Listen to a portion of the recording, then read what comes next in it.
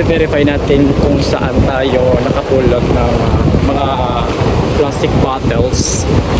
And I am going to check if malinis na siya ngayon or wala na ang mga plastic bottles na nakahandusay sa white beach natin. So tara, samahan niyo ako at ating alamin kung meron o wala ng plastic bottles dito sa kahabaan ng Station 1. Naglalakad-lakad ako ngayon sa Station 1. I'm going to sleep first.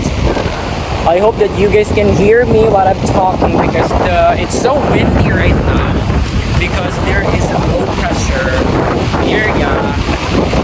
I think it's already in the Philippine area of responsibility. And look, wow, our water is warm today and the weather is cloudy. So you'll see if it's really windy here at the Station 1, 2, and 3. If you see those high boarding at Station 1, yeah.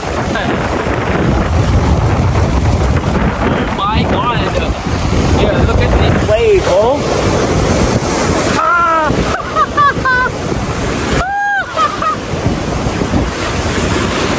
Ang sarap. This one, oh. Oh! Yes! Yes, biatch! Ah! Oh! Ay, nabas yung aking panelya. So, medyo malakas nga yung alon ngayon, no? It's windy and cloudy at the same time. Woo! Ang sarap pakipaglaro sa alon. Yes!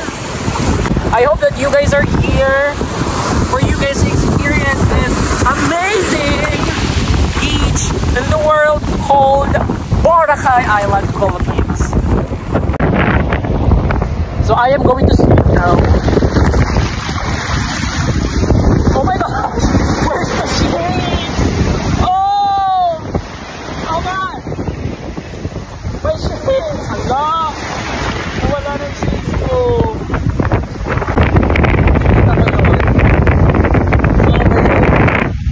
I need to find my shades. Mahal yun.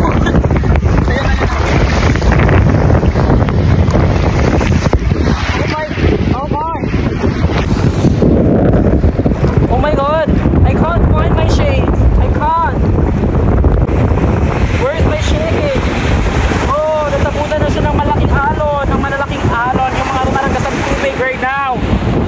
Lesson learned. Kapag malakas yung alon, wag kayo mag-shades. Wag kayo maging arte katulad ko. Ayan, nawala tuloy ako ng shade.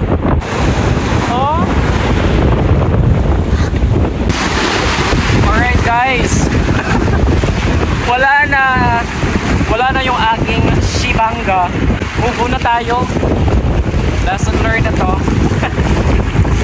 Natabunan na siya ng buhangin kasi ang lakas ng alon eh. So hindi ko na siya makita. So that's fine. It's okay. Pag may nawala, may dumarating. Sponsoran niyo naman ako ng shades. Charis! Okay, mga Kailanders, ayan. Atin na pong binabaybay yung kahabaan ng Station 1. And as you can see sa ating video na wala na pong mga plastic bottles ang ating nakikita. Or mga ganito na lang nakikita yan. Mga anik-anik, mga seagrasses na patay na. Ayan. So I think it's really hard na parang minuto-minuto or every hours kunin yung mga ganito. It's because kasi nga diba napakahabagat yung ating weather right now. But the bottom line is wala na pong mga plastics dito sa kahabaan ng Station 1. Kasi kung nakikita niyo before tayo na-vlog dito, diba? Nakikita tayo yung mga bottles, plastics, which is nakakadismaya at nakakainis. Why do people are doing that to our mother nature, especially Boracay? So I am happy kasi wala na mga plastics And mga seagrasses na lang yung nandito, which is totally fine. But it will be more perfect if mawala din itong mga seagrasses, di ba? Bottom line here, mga Kylander, is that we have to discipline ourselves in order for us to have a better, you know, beach in the world. Apart from that, not just here in Boracay, but some part of the Philippines or all over the Philippines. Kasi tayo din lang naman yung nagbe-benefits dito eh. Tayo yung nagbe-benepisyo, tayo yung gumagamit ng isla, di ba? So why not clean it every day, di ba? Let's support our Mother Nature and be disciplined as much as possible, okay? Another good news sa ating mga kababayan, especially sa ating mga lokal dito sa Boracay Island, is ibinalik na po yung Sand Castle dito sa Boracay Island. Matatanda ang ipinasara po or itinigil po yung Sand Castle after the 6 months rehabilitation nung nililinis yung Boracay Island. But right now, napagdesisyonan ng local government ng Municipality of Malay na ibalik yung Sand Castle kasi nga naman for me, this is just based on my opinion, that Sand Castle for me is one of the highlight of Boracay at isa din sa reason kung bakit mas kilala ang Boracay because of that Sand Castle. Apart from that is ang Sand Castle ang Sand Castle, mga Kylanders, ay isa yan sa pinagkukunan ng source of income lalong-lalo na ng ating mga lokal dito sa isla ng Boracay Island.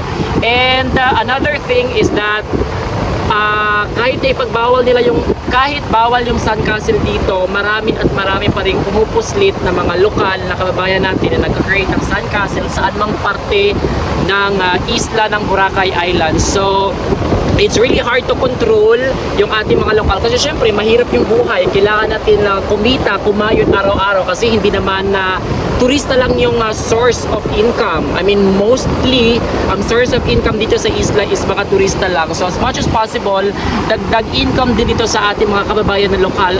And of course, most Photoshop at Instagrammable din ito sa ating mga kababayang turista. Guys, I am so overwhelmed, ecstatic feeling right now for the weekend here. Look, oh.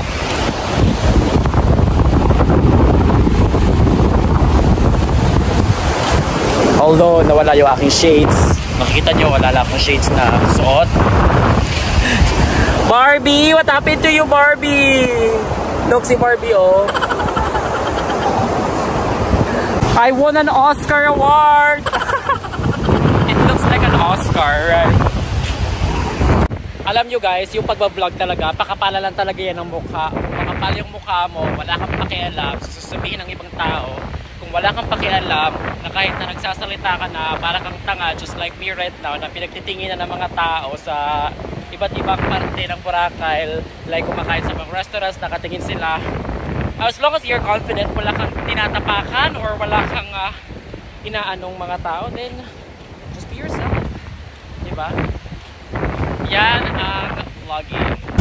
Anong oras na? It's 3:30 in the afternoon na. So kung makikita natin yung ating beach, medyo may nagbabadyang uulan, mga Kylanders. Yan yung ating langit, oh. Yan, oh. So baka umulan ngayon, sana wag naman. Dito sa may Station 1. Tapos dito tayo sa papuntang Station 3. Dito naman, itong eksena dito, medyo okay naman. Hindi siya makulimlim yung ating hangin. And medyo malakas yung alon doon. Oh my God! Guys, look, tingnan nyo.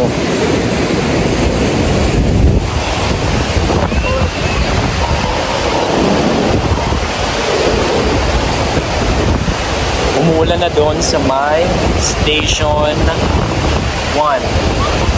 Sa may ano yan, Romblon.